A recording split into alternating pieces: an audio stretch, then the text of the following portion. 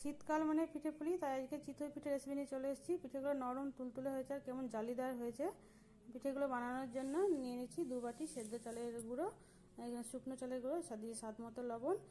লবণটা মিশিয়ে নিতে হবে। আর ওই একই বাটিতে খুব ভালো গরম করা, ফুটন্তর আগে যে গরমটা, সেরকম গরম জল আমি দিয়ে মিশিয়ে নিচ্ছি। 2 বাটি জল লেগেছে 2 বাটি চালের গুঁড়োর জন্য। এটা 5 মিনিট ফেটিয়ে নিতে হবে, খুব ভালো করে ফেটিয়ে নিতে হবে। আর এখানে ঘনত্বটা দেখুন, এইরকম ঘনত্বটা হতে হবে। আর এখানে আপনারা চাইলে নারকেল কোড়াও দিতে পারেন, আমি দিচ্ছি ড্রাই রোস্ট করা তিলের গুঁড়ো।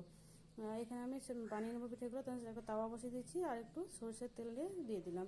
এক হাতা ব্যাটারটা নিয়ে একটা ঢাকনা দিয়ে ঢেকে দিতে হবে। ঢেকে দেওয়ার 3 মিনিট মতো এটা রাখতে হবে। 3 মিনিট পর ঢাকাটা খুলে নিলাম। দেখুন পিঠেগুলো কি সুন্দর ফুলে গেছে। পিঠেগুলো এখন আমি তুলে নেব। এইভাবে পিঠেগুলো আমি সবগুলোই বানিয়ে নেব একইভাবে। দেখুন প্রত্যেকটা পিঠে আমার খুব সুন্দরভাবে ফুলেছে।